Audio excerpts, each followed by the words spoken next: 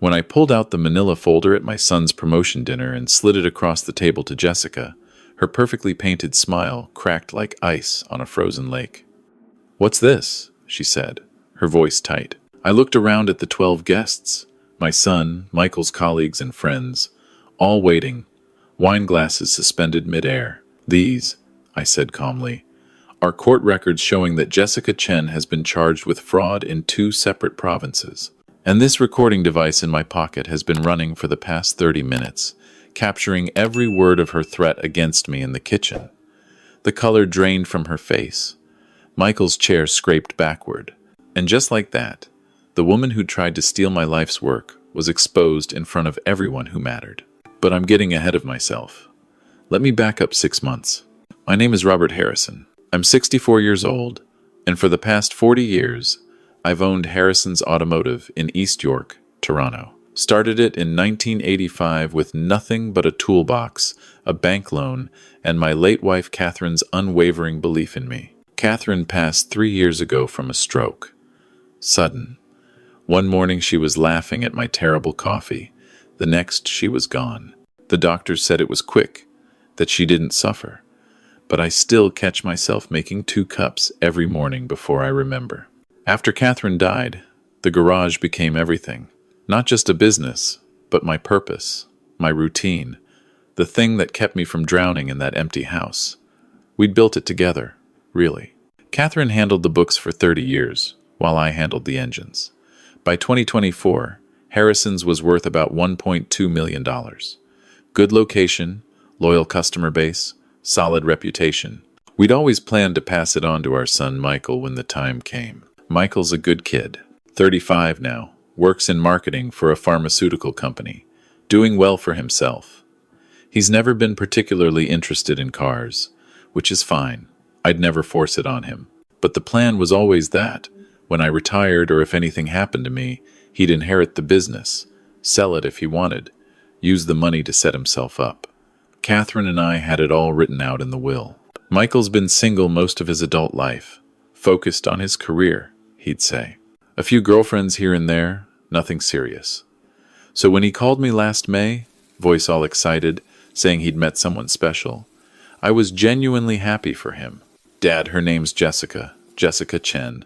She's incredible, smart, ambitious, and she actually wants to meet you. Can we come over for dinner Sunday?"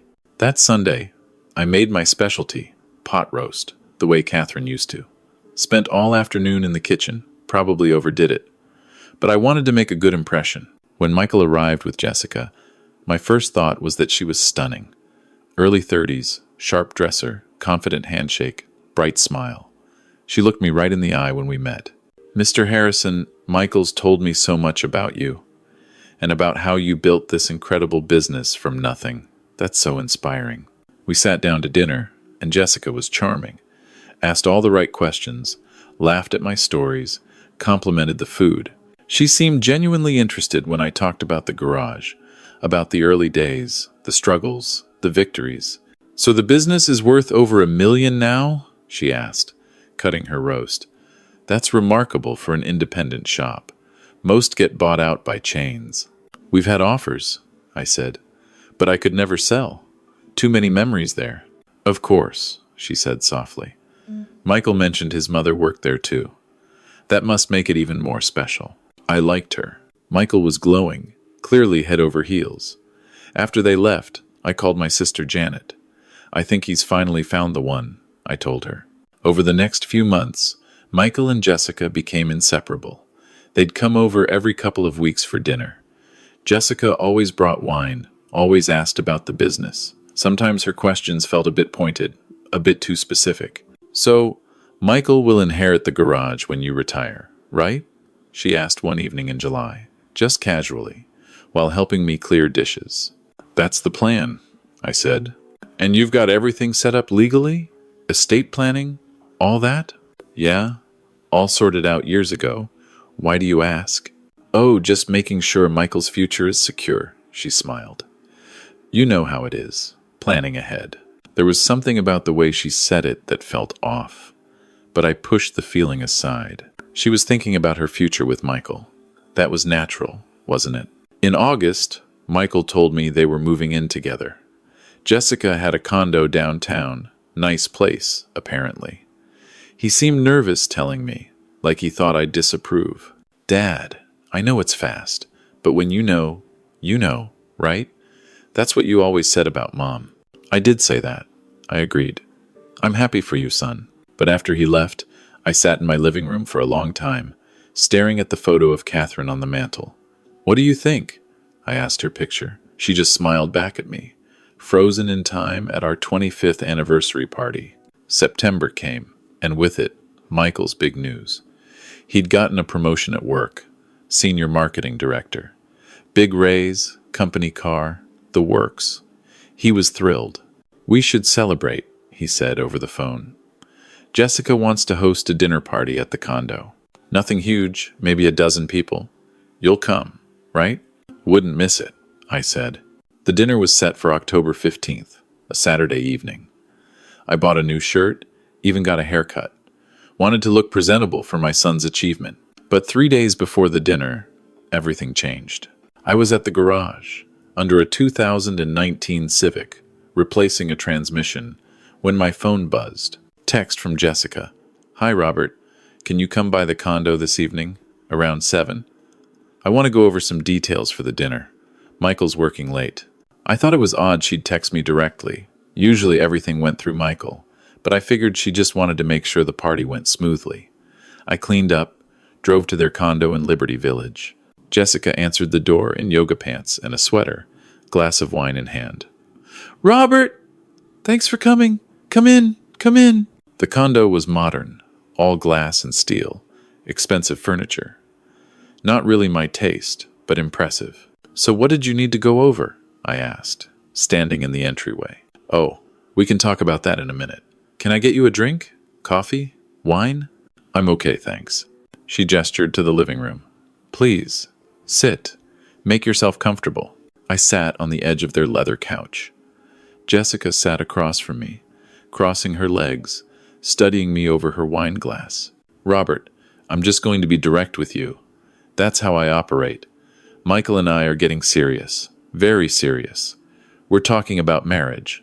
That's wonderful, I said, though she hadn't phrased it like good news. Michael didn't mention, he will. She cut me off. Soon. But before that happens, we need to have a conversation about the garage. My spine stiffened. What about it? Well, obviously it's a significant asset, and obviously Michael will inherit it. But here's the thing, Robert. We've been looking at the numbers, and that garage could be worth so much more if it was managed properly. Modernized. Expanded. It's doing just fine as it is, I said carefully. For now, she said. But you're 64. How much longer can you keep working those hours? And frankly, the way it's set up now, it's a tax nightmare. I've been researching this. If you transferred ownership to Michael now, we could restructure it, bring in partners, maybe franchise the model. We're talking potentially 3-4 million in 5 years. I'm not interested in franchising, I said. But Michael might be, she said sharply. Then she softened. Look, I know change is hard, but you have to think about Michael's future, our future. We want to start a family, buy a house, build a life. That garage is his inheritance. Don't you want him to get the maximum value from it? When I'm gone, he can do whatever he wants with it, I said, standing up. But while I'm alive, it stays as it is. Her expression hardened. Sit down, Robert. I'm not finished. Something in her voice made me freeze. This wasn't the sweet, charming woman who'd complimented my pot roast. This was someone else entirely. I sat back down, slowly. Jessica leaned forward. Here's what's going to happen. You're going to transfer ownership of Harrison's automotive to Michael within the next 30 days. You can stay on as manager if you want, salary to be negotiated. But the business will be in Michael's name, and I will be listed as co-owner since we'll be married. Absolutely not, I said. I think you will, she said calmly. Because if you don't, I'm going to tell Michael that you've been verbally abusing me, that you've been making inappropriate comments about my appearance, about our relationship, that you've created a hostile environment whenever we're alone together. I'll tell him you grabbed my wrist tonight when I tried to leave the room, that I'm scared of you. I felt like I'd been punched in the stomach. He'd never believe that. Wouldn't he? She tilted her head. He loves you, Robert, but he's in love with me. And when I break down crying, when I show him the texts I'll send myself from your phone while you're not looking, when I have my friend who's a therapist testify that I've been coming to sessions talking about your behavior, who do you think he'll believe? His elderly father, who's probably getting senile, or his young girlfriend who's been nothing but loving and supportive? My hands were shaking. Why are you doing this? Because that garage is worth a fortune, and I've worked too hard to get this close and walk away empty-handed. Michael's a sweet guy, but he's a means to an end, and you're going to give me what I want, or you're going to lose your son forever. She stood up, smoothed her sweater. Think about it. You've got until the dinner party Saturday to decide. We can announce it then. Make it a celebration. Michael gets promoted. You decide to gift him the business early. Everyone's happy. And if I don't, then I start making phone calls. Adult Protective Services might be very interested to hear about an elderly man making unwanted advances. Who knows? They might even investigate whether you're competent to run a business. That would be embarrassing, wouldn't it? I left without another word. Drove home in a daze, hands gripping the steering wheel so tight my knuckles went white. That night, I didn't sleep. I kept thinking about Michael, about how heartbroken he'd be if he believed Jessica's lies, about losing my son, losing the garage, losing everything Catherine and I had built. By morning, I'd made a decision. I wasn't giving up without a fight. I called my sister, Janet. She's a paralegal, works for a law firm in Mississauga. Janet, I need your help, and I need you to not tell Michael. I told her everything. When I finished, there was a long silence. Jesus, Robert, she finally said. This woman is a professional. This isn't her first time. What do you mean? I mean, nobody gets this good at manipulation without practice. Let me make some calls. Don't do anything until you hear from me. 2 hours later, she called back. I talked to a friend who's a private investigator. He can do a background check. Look into her history. It'll cost about $1,500, but if she's done this before, he'll find it. Do it, I said. The investigator, a guy named Marcus, was efficient. By Wednesday evening, he'd sent me a preliminary report. I read it sitting in my garage office after closing. The fluorescent lights humming overhead. Jessica Chen, 32 years old, born in Vancouver. But here's where it got interesting. In 2018, she'd been engaged to a man named David Peterson in Calgary. David's father owned a construction company worth approximately $2 million. The engagement ended abruptly when David's family discovered Jessica had forged documents trying to get access to company accounts. No charges filed because they wanted to avoid scandal, but David had filed a restraining order. In 2020, she'd dated a man named Robert Lafleur in Montreal. Robert's mother owned a chain of bakeries. That relationship ended when the mother discovered Jessica had been stealing checks from her purse and forging signatures. Again, no charges, just a quiet separation and an NDA. There was more. Credit card fraud charges in 2016 dropped because the victim didn't want to prosecute. A small claims court judgment against her for failing to repay a loan from an ex-boyfriend's elderly father. Marcus had also found something else. Jessica had changed her name twice. Originally Jessica Wong, then Jessica Lee, now Jessica Chen. Each time after a relationship ended badly. She was a professional scam artist who targeted men with wealthy, aging parents. I felt sick. My son was in love with this woman. He had no idea. I called Janet back. We have to tell Michael, I said. No, she said firmly. Not yet. If you tell him now, she'll deny everything. Say you fabricated it because you don't like her, and it'll become he said, she said. You need irrefutable proof of her current intentions. The dinner's in 3 days, I said. I know. Marcus suggested something. It's risky, but it might work. The plan was simple. Wear a wire to the dinner party. If Jessica made her threat again, if she tried to pressure me in front of others, or in a private moment, we'd have it on recording. Ontario's a one-party consent province for recordings, Janet explained. As long as one person in the conversation knows it's being recorded, it's legal. You can use it as evidence. Friday afternoon, Marcus met me at a Tim Hortons and showed me the device. Tiny little thing, clipped to my belt, microphone hidden in a button on my shirt. Quality's excellent, he said. Picks up everything within 10 feet. Battery lasts 6 hours. Just press this button to start recording, this one to stop. That night, I barely slept again. Kept rehearsing what I'd say, how I'd handle it if Jessica confronted me. Saturday evening came. I put on my new shirt, clipped the recording device to my belt under my jacket, and drove to Michael and Jessica's condo. The place was packed. Michael's colleagues, some friends, Jessica's co-workers, caterers moving around with trays of appetizers. Michael greeted me at the door with a huge hug. "Dad, you made it! Come in, come in. Can you believe this turnout?" He looked so happy. My heart ached. Jessica appeared beside him, stunning in a black dress, her arm linked through his. "Robert, so glad you could make it." Her smile was perfect, warm, genuine. If I didn't know what I knew, I'd never suspect. "Congratulations on the promotion, son," I said, handing Michael a card with a check inside. "Thanks, Dad. That means a lot." Jessica's eyes flicked to me. "Robert, could I borrow you for a second? I need help reaching something in the kitchen." My pulse quickened. I pressed the record button on the device. "Sure," I said.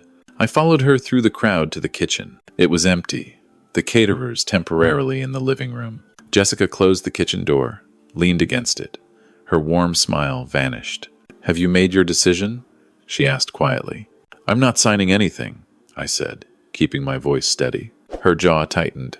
"Then you're choosing to lose your son. I'm choosing to protect him from you." She laughed, sharp and cold.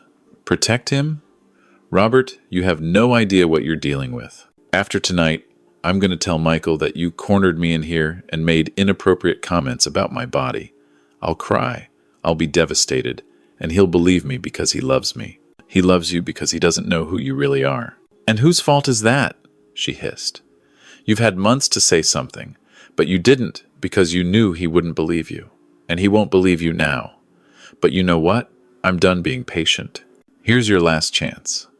Sign the papers transferring the garage to Michael, with me as co-owner, or I burn your relationship with him to the ground. What's it going to be?" I looked at her. This woman who'd targeted my family, who'd manipulated my son, who'd threatened everything I loved. "I've made my decision," I said. I opened the kitchen door and walked out. Behind me, I heard her sharp intake of breath. I found Michael near the fireplace, talking to his boss. "Michael, can I talk to you for a second? And everyone, actually. I have something I need to say." Michael looked surprised but nodded. "Sure, Dad. Everyone." He raised his voice. "My father wants to say something." The conversations died down. 15 people turned to look at me. Jessica emerged from the kitchen, her face carefully neutral. "I just wanted to toast my son," I said, raising my glass. Everyone reached for their drinks. "Michael, I'm proud of you. Your mother would be proud of you. This promotion is well deserved." "Thanks, Dad," Michael said, his eyes getting a bit misty. "But before we drink," I continued, "there's something everyone here should know, especially you, Michael." I reached into my jacket and pulled out the manila folder Marcus had prepared. This folder contains court records, police reports, and documentation showing that Jessica Chen has been charged with fraud in British Columbia and Quebec. She's changed her name twice to avoid her criminal history, and in the past 6 months, she's been pressuring me to sign over my business to you so that she can gain access to it. The room went dead silent. Michael's face went from confused to shocked. "Dad, what are you talking about?" Jessica's face went white, then red. "This is insane. Michael, your father has been harassing me for months." "I didn't want to tell you because I didn't want to hurt you, but he's been—" "I'm not finished," I said loudly. I pulled out my phone, connected it to the Bluetooth speaker Jessica had set up for music. "This is a recording from 5 minutes ago, in the kitchen." I pressed play. Jessica's voice, crystal clear. "Have you made your decision?" My voice, "I'm not signing anything." "Jessica, then you're choosing to lose your son." The conversation played out in full. The threats, the manipulation, the demands. Every word. Michael's glass slipped from his hand, shattering on the hardwood floor. Jessica lunged for my phone. "That's illegal! You can't record someone without permission!" "In Ontario, I can," I said, holding the phone out of her reach. "One party consent. And I was that party." She whirled on Michael. "Baby, please, you have to believe me." He edited that. "Get out," Michael said quietly. "What?" "Get out," his voice cracked. "Get out of my home. Get out of my life. We're done." Jessica's facade finally shattered completely.